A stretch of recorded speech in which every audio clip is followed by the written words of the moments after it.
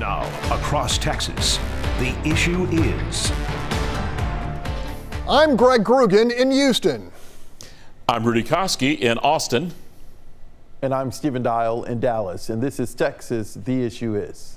Texas criminals committing additional violent crimes while free on bail as they await trial for previous violent crimes. It continues to happen in communities across the Lone Star State, with many judges claiming they are bound by law to set bond, regardless of how predatory the defendant or how certain he or she is to reoffend if freed from custody. For yet another legislative session, State Senator Joan Huffman is battling to change the Texas Constitution and give judges clear authority to keep those who pose a clear and credible risk behind bars. Senator Joan Huffman, I have heard some Democrats say Texas judges have all the discretion they need from the Constitution now. Is that accurate? Absolutely not. And the reason being is that they do not have discretion now to keep violent individuals who pose a risk to the community, a safety issue to all Texans. They don't have the ability to keep them without bond in the situations that they think are fitting. And it's just a tool that we absolutely need for our judges. We've seen incident after incident, hundreds, if not thousands of, tragic cases that have occurred since we've been trying to pass this legislation. These victims have come to Austin time after time to testify.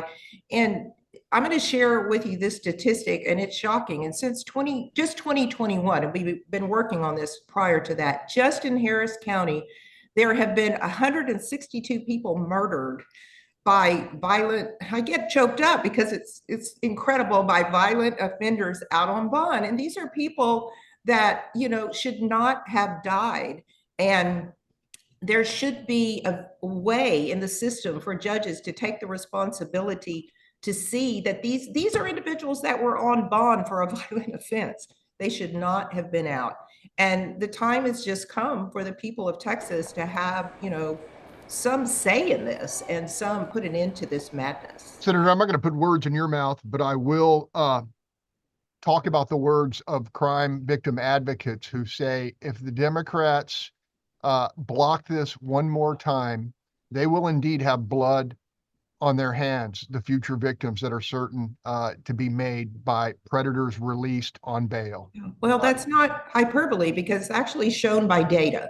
So maybe I couldn't have said that 5 years ago, but I think now by giving you that statistic of the 162 murdered, that's hard data. That's collected. We can give you the names. We could tell you who they were. We could tell you how they were killed. House Democrats are smarting, angry over the passage of school choice. Yes. We hear they're threatening to block SJR 5 in retaliation. What is your message to them?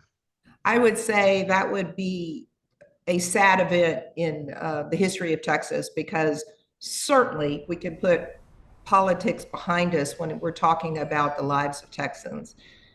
You can have your disagreements on school choice, whatever the big issue, the political issues of the day, but basic protection and dignity to our citizens and the right to be able to be safe on your streets and your kids to walk down the street should be a right that all Texans have.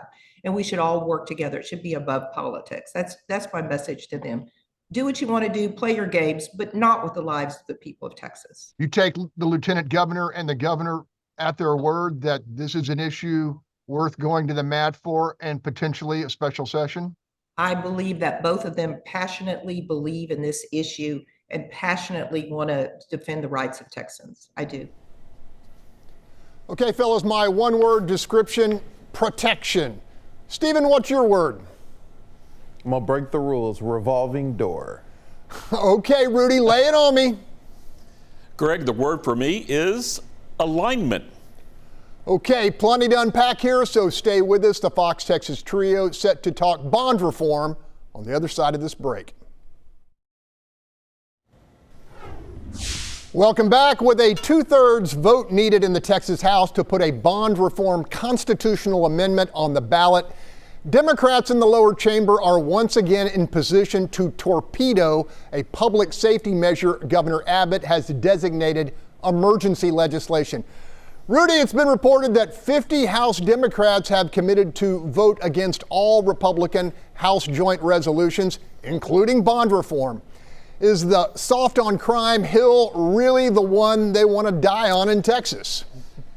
Yeah, that's a big question, a really good question, and it seems that they're dug in on this issue and several others just like it, Greg. Instead of taking the high ground, Democrats here in Texas and nationwide appear to be digging themselves into a deep hole. Last November, voters, they sent a very clear message. They want law and order at the border and on our streets. Democrats have responded by driving right into political potholes of their own making. They are in desperate need of a political realignment in their vehicle. My word for the interview, by the way. But the problem is, it seems that they just can't find the right mechanic to do the job and straighten things out for them. Not surprising, if you look at the party base right here in Austin, the party base continues to vote for extreme progressive candidates, people like Travis County's district attorney, who has been accused of either being inept or being more concerned about offenders than victims. Greg? All right, Stephen, the clamor for bond reform is pretty deafening here in Harris County, where we've had scores of people killed by folks who should have been locked up. What's the mood in the Metroplex? Are Democrats willing to spike this measure just to show they've got some capacity to hit back? Right. I mean, I think it's complicated. And if you really look at it and think about the Democrats that are in the House particularly, a lot of them are in safe seats, right? And so let's say they are able to block this. Will they get a little pushback from Republicans? Sure. But likely they'll be able to return to Austin, so not too much damage to them. With that said, we're dealing with an issue here in North Texas of an individual, we talked about it last week, who had no criminal history, and the judge reiterated that bond is not a measure of punishment, it's to ensure that the person comes back. Now, in this case, we're talking about violent offenders and being on bond and then doing another violent offense. And so that's why I mentioned revolving door. It's definitely a touchy subject. It's definitely a subject that should be bipartisan. But with Democrats hearing their base saying that they're too soft and need to have a backbone, this may be the hill that Democrats die on. And I think a lot of them will survive it. All right, Rudy, speaking of bipartisanship, bond reform got bipartisan support in the Texas Senate, with the likes of Democrats Royce West, Jose Menendez, and Roland Gutierrez voting and speaking in support. Not exactly in lockstep with Gene Wu's crew in the House. No, not at all. The three senators you just mentioned are solid law and order Democrats. They've been that way for years that I've been covering the legislature and covering them. Now, it's also important to note that they are also strong civil rights advocates, and they do support programs designed to help get people out of destructive cycles. The LBJ approach of a hand up, not a hand out. The State House has similar lawmakers there, but it's also been made very clear to them in the State House, taking on the progressive leadership can trigger a very hard slapdown. Remember how progressives like Jasmine Crockett from Dallas traveled to Houston to attack fellow Democrat Sean Thiry after she supported legislation to prevent sex change procedures on children. Thiry lost her primary re-election bid because of all that. Republicans, they're in a similar situation. The difference is, though, I think, and most analysts will say, is that their political spin and messaging, for the most part, has resonated with moderate and independent voters who are more focused on tabletop issues. Doubling down on things like low or no bond for criminal offenders may play well with the base, but it won't help turn Texas blue, Greg. All right, Stephen, both Governor Abbott and Lieutenant Governor Patrick called bond reform priority legislation. Do you think Democrats are willing to endure a special session and potential retaliation to sink a measure a majority of their progressive Senate colleagues say is solid public safety policy? Yeah, well, why not? In their eyes, Texas Republicans waste money on a lot of other things, so I don't think it really hurts them to have a special session. If they're going to block it, they're going to block it. And again, at the end of the day, a lot of those Democrats are in safe seats, and so while they'll get flack from the governor and the Republican leadership, they'll be just fine for the constituents that they represent. All right, we'll leave it with that. Up next, how another tabletop issue has triggered a big beef between Texas and New York.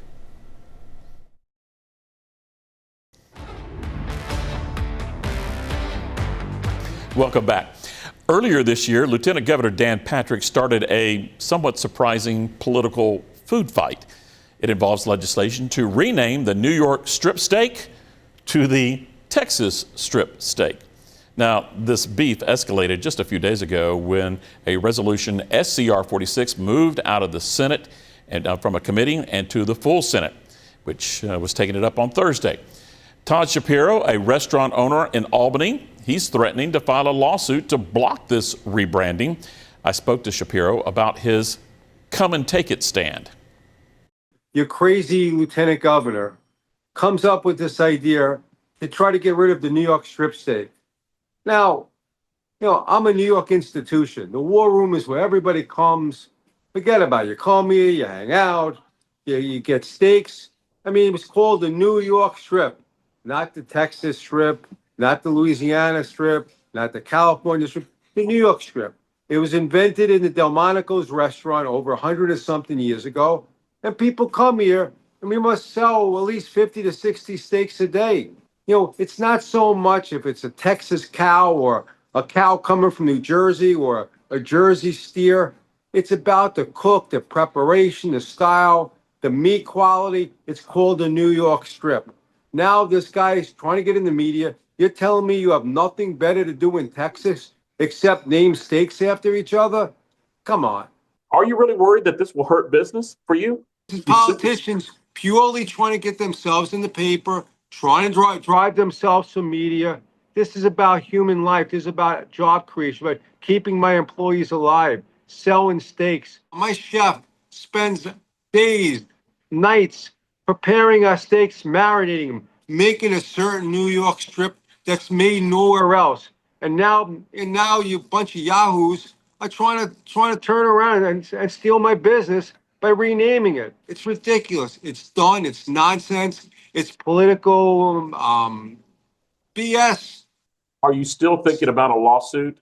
We're definitely. So I got about 30 people going to do a class action lawsuit, and we're not going to stop until these politicians come running home. We'll even put money against everyone that they run against. I'll start a super PAC here. I'll get millions of dollars with some of my billionaire friends to put money in campaigns against these yo-yos. It is wrong what they're trying to do. I mean, a lieutenant governor has nothing better to do, and then he's trying to get everyone about to rename a steak for a bunch of ranchers. What is that going to do for them, except hurt my business? Aren't you taking this a little bit too personal? Personal? They're wasting taxpayers' time by making this into legislation. I want people in Texas to flourish, but people in Texas, they should be doing other things rather than worrying about taking away someone's livelihood, trying to take a steak and renaming it. I mean, I'm going to sue them for $1 million. Would you like to put an invitation to the lieutenant governor to come up to Albany? I sent the letter to him. I sent the letter to him we would go down there and bring some people down there. He did not answer my letter. I'm not messing with politics. I'm not messing with Texas government. Why is he messing with the restaurant business? Not happening. Forget about it. This guy, they need to keep politics out of steaks. It's got to be one of my favorite interviews of all time. Forget about it. Hey, that's certainly a New York spin on come and take it, right? Greg, Shapiro considers it a bunch of bull. The cut isn't trademarked, though, or owned by any single person or company. So does Shapiro really have a beef in this, Greg? Oh, Rudy, as someone who derives great joy literally every weekend presiding over Gru's Grill, Lone Star Light in hand on my little patch of Texas, this completely manufactured dispute actually piques my interest. As the nation's top beef producer, whose flagship university's mascot is actually a beef steer with badass horns, and a beloved pro football franchise named in honor of those who pushed meat on the hoof north of the Red River so that Yankees like Mr. Shapiro could actually buy a steak, I'd say we are well within our rights to call that tender, tasty cut in question anything we damn well please in Texas. So as a lifelong Texan who worked in an auction barn, hauled my fair share of hay, and studied cowboy folklore at the University of Texas, I'm backing Lieutenant Dan on this. Rudy? Woo! Horns up there from Greg Groogan. You know, the Lieutenant Governor certainly loves poking the bear. No surprise. A recent poke came on social media with Patrick holding up a menu from a popular Austin restaurant, Steakhouse, that had the name changed on it. But I found out it really wasn't changed. It wasn't the restaurant's main menu. It was just a list of food options done for a special event for the Lieutenant Governor. I did speak to a local butcher, though, who said he's going to start marketing the cuts with the new Texas name. This resolution could certainly just fizzle out and just be remembered something like, freedom fries, but it can also be something that local businesses, ranchers, maybe as a marketing pitch. Stephen, is there real economic meat in a name change? I mean, look, I'm an outsider. It's well documented. I ain't from here. I'm from the great state of Georgia. So maybe I come at it with a different lens. I agree with everything that Greg said, right? But my question is, if Texas is so known for its beef, then why didn't Texas already name this strip the Texas Strip? That's my question. Why are we just diving into this? Why wasn't this something that was talked about years and years ago when Greg and Rudy were my age? That's my question. Oh, there's something you could sink your teeth into. Thank you, Stephen. Well, a threat of a lawsuit, certainly has no teeth until that lawsuit is filed. Shapiro did make a point that a New York strip is about how the steak is prepared. Greg, maybe that's the compromise. Keep the name for the cut, but allow a change for how it's prepared. Throw a ghost pepper or two on the side, call it a Texas strip, something like that. What do you think about that as a compromise? Rudy. You've been in Texas long enough to know that it's not how the steak is prepared, it's how the beef is butchered. Now that said, I've got a suggestion for Lieutenant Governor Patrick. How about in this age of tariff saber rattling, we place a surtax on all steak shipped to the Big Apple from the Lone Star State and are marketed using that old inaccurate name. In other words, if you want to call it a New York strip, you're going to have to pay for the privilege. I bet all this lawsuit talk would simmer down real quick, or they can buy from a pretend cattle state like Montana. Wow. Oh man, now we're going to make Montana mad at us. Oh my goodness. Why don't we just go out to Chicago? Hey, Stephen, if you could serve up a different kind of Texas strip steak, how would you make it different from a New York strip? What would you toss on it? Ooh, that's tough. I mean, you mentioned adding some different type of heat to it since our, Tex-Mex connection. So some heat to it may make a difference. But I mean, like Greg said, it's about the cut of the meat, right? Not necessarily the how it's prepared. That's the argument to our friends to the north. It's funny he said yo-yos. I was just trying to write down a running list of all the names that he had. Man, get this guy and Lieutenant Governor Dan Patrick in a bar and they can eat their steaks and have a couple of adult beverages and hash this out. I think it would be pay-per-view TV. Man, this is crazy. I'm enjoying it. Yeah. The one thing, guys, that I think that maybe has some meat to it in regards to this threat, sorry, all the puns through this thing, is the PAC threat. He has a lot of connections up there in New York, knows a lot of politicians up there. And, we talk about primarying, the Republicans primarying Republicans, Democrats primarying Democrats. Now you got a New York restaurant guy who's going to throw a beefsteak at you and do a pack. Is that the most serious threat out of this whole thing? What do you think, Greg? I got to answer what Stephen said. We were too busy moving the beef up north to worry about the naming, that Madison Avenue stuff. That's New York business. All right, well, guys, when we come back, we've got issues in this, more issues than this beef talk.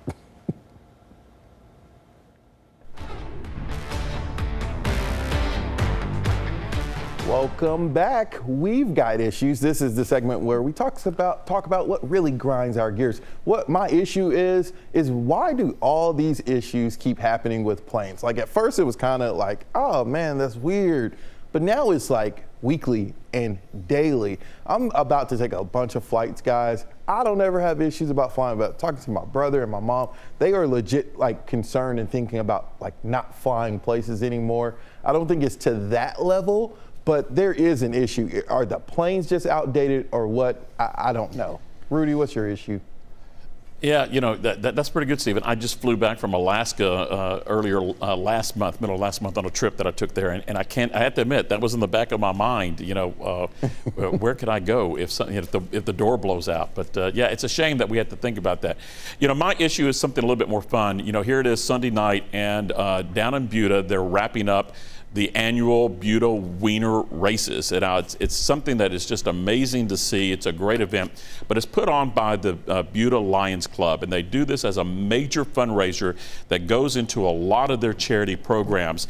It's amazing what they can do.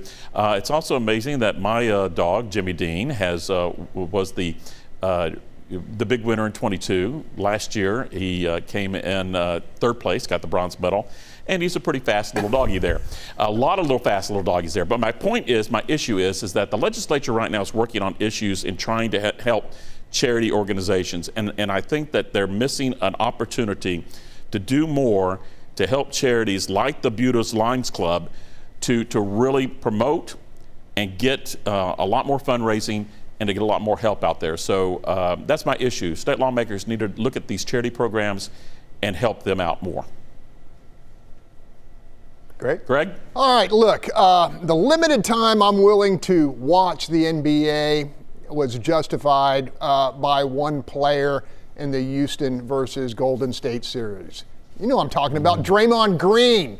He looks like a professional wrestler out there. He shouldn't have his number. It should just be the word flagrant, because that's all he does. Flagrantly foul and muscle the opposition. It's like a lounge act. Why? That's Why it. doesn't the Cleveland Browns draft him? They need him. He's like a hockey enforcer. All right, that's all I got. All right, we're going to end it with that. You can see this interview or any of our past interviews by going to our YouTube pages. And keep the conversation going by interacting with us on social media. And if you thought this show was good, you need to catch us next week. We'll talk about a lot more Texas political issues. In the meantime, don't forget to let us know what you think the issue is.